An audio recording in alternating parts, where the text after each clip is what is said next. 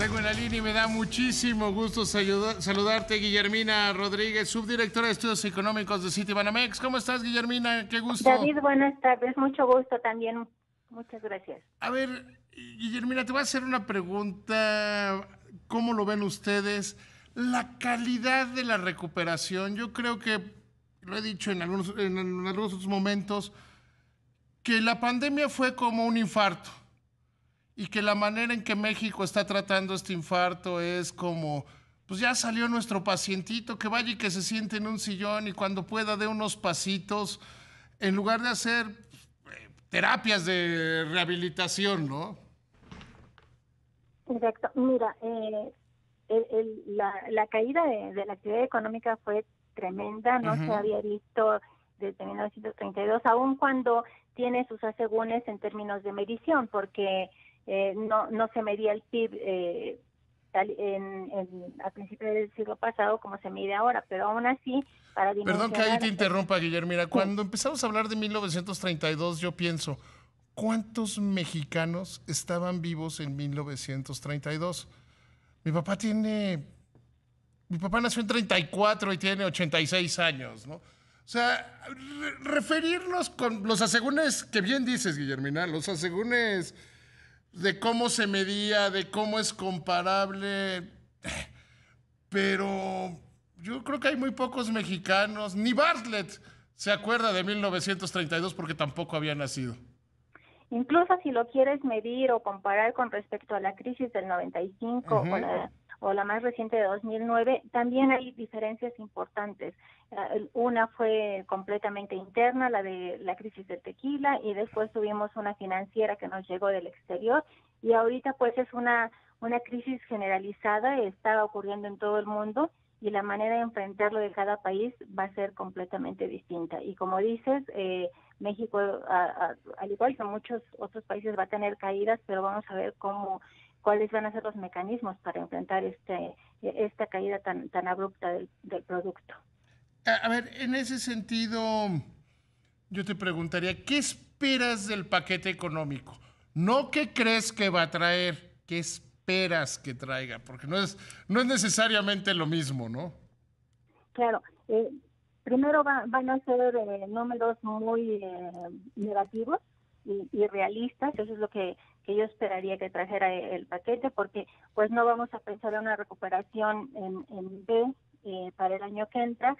Sí tenemos situaciones adversas, por ejemplo, con precios del petróleo, porque mientras la demanda externa no se reactive, estoy pensando en China, que no termine de crecer como a los niveles que solía crecer, también va a tener un menor precio el petróleo, por ejemplo, además de que internamente no estamos produciendo la cantidad de petróleo que esperaríamos para poder compensar este precio. En términos de ingresos por parte del gobierno, pues también es complicado, porque al no tener crecimiento económico no tienes recaudación. Al no tener recaudación no tienes ingresos, recursos suficientes para poderlos destinar al gasto, y en esta manera reactivar la economía por parte del sector público. En fin, es un panorama no muy halagüeño para el año que entra. Mira, yo te diría que lo único que van a tener así más o menos para jugar será el remanente de operación de Banco de México, y ese les llega hasta abril. Y ayudado por tipo de cambio, sí. Sí, que es por tipo de cambio. A ver, ¿cómo esperan ustedes en Citibanamex que venga, por ejemplo, el tipo de cambio?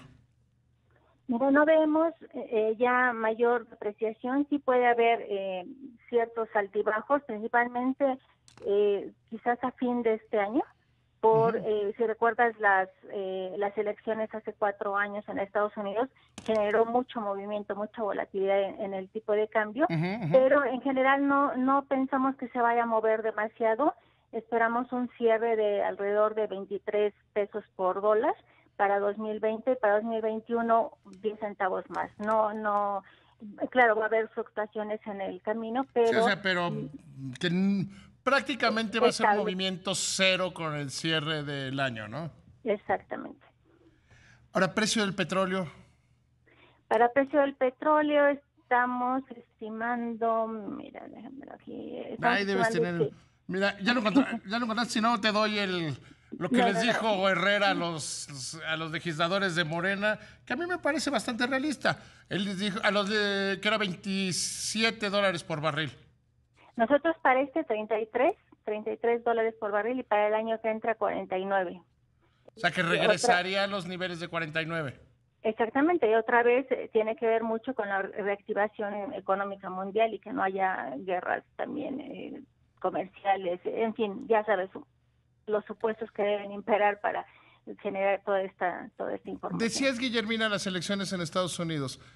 Desde el punto de vista de ustedes de Citibanamex, ¿qué genera más incertidumbre? ¿Que se reelija Trump o que gane Biden?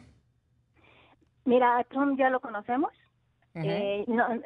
Pero aún así creemos que sí pudiera haber alguna nuevamente que utilice a México como lo ha utilizado en otras ocasiones, pues para tratar de imponer un impuesto a las remesas, para nuevamente el tema del muro. Esta es la parte donde te comentaba que pudiera haber mayor volatilidad, aunque ya conocemos cuáles son las políticas que han imperado con Trump.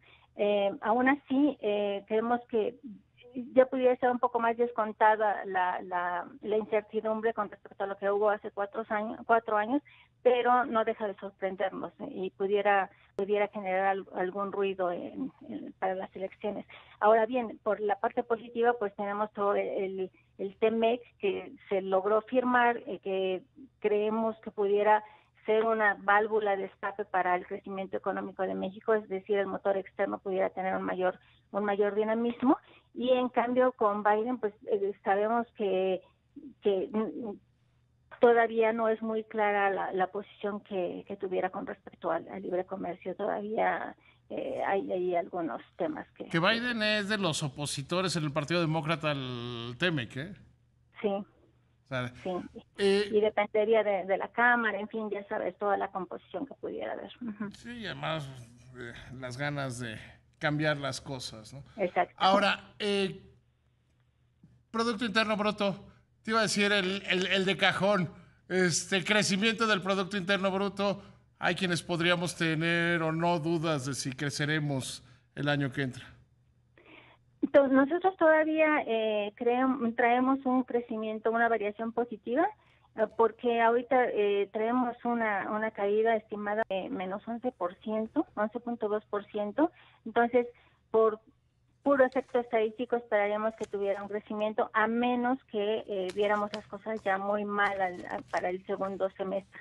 Y eso no tendría un riesgo a la baja para revisarlo. A ver, en ese sentido, ¿cuánto es la estimación en este momento de ustedes? Para el año que entra la mantenemos en 4.1 todavía. O sea, en 4.1, es decir, si divides entre 3, sería el primer trimestre estaría totalmente perdido en materia de crecimiento. La mitad del gobierno de López Obrador. Sí. Estimaciones así muy con datos duros, pues estaríamos pensando que se podría recuperar el Producto Interno Bruto por ahí del 2025 a niveles del 2018, porque 2019 también tuvimos una caída pequeñita, pero fue una caída. Sí, o sea, bueno, pues ya ves que a este gobierno le gusta hacer esas cifras, ¿no? ¿Te fijaste en esa? A mí me pareció muy ingenioso. Es decir, caímos -2 el primer trimestre, -18 el segundo, eso es -20 entre 2, nos da una caída, como le dijo el presidente en su mensaje, del 10%. Creativo, ¿no? Pero aquí no se van a salvar es muy poco probable que se salven de una primera mitad y de un sexenio completo sin crecimiento económico, ¿no? Exactamente, sí. Dime. No, te iba a comentar que mucho de la posible reactivación pues podría venir del sector externo.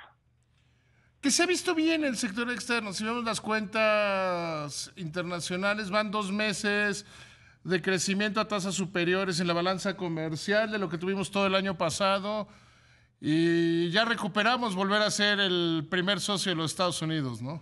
Así es, ayer los datos que se publicaron nos ponen con los datos acumulados de enero a julio como el primer socio comercial de Estados Unidos. sí, volvimos a ocupar ese lugar. Con Yo creo que sí, 14% de todo el básicamente comercio. los motores que le quedan a este gobierno para el año que entra son el sector externo, o sea, esperar que Estados Unidos siga mejorando económicamente y que mejore más rápido y que el remanente alcance, ¿no? Sí, porque en el mercado interno sí se ven las cosas un poco más complicadas. El empleo, pues se van a perder empleos formales ya en Ujú, balance ujú. durante el año, ya dejando fuera a todos estos 12 millones de personas que salieron del mercado laboral, en fin, todo este reajuste que pudiera haberse en estos meses, pero en el balance sí creemos que pudiera haber una pérdida de empleos de alrededor de 800,000 formales, que son los que nos dan una pauta de cuál es el crecimiento del país en el mercado laboral. Y pues ahí ya tienes menos masa salarial, ¿no? No, incluso que los empleos que se están recuperando por salarios menores. Exacto, exactamente. Y estas personas que van a salir del mercado formal, pues tendrán que ocuparse en algo, y justo es este segmento que acabas de mencionar, que es de salarios más bajos. Todo esto, si lo sumas, tienes menos dinero en la economía para menor consumo, y el consumo representa una parte muy importante de la economía del país.